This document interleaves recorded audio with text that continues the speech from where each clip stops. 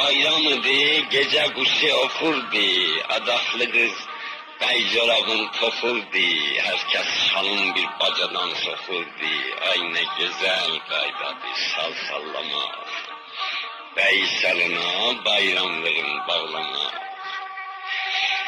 Şal istedim mən də evdə ağladım, bir şal alıp tez belime bağladım, Qulam gilə qaçdım, şalı salladım, Fatma xala mənə corab bağladı, Xan nənəmi yada salıb ağladı. Heydər babam Mirzəmmədin baxçası, baxçaların turşa şirin altası, gelinlerin dizmeleri tahtası, hey diziler gözlerimin rəfində, Xeymə vurar xatirələr səfində.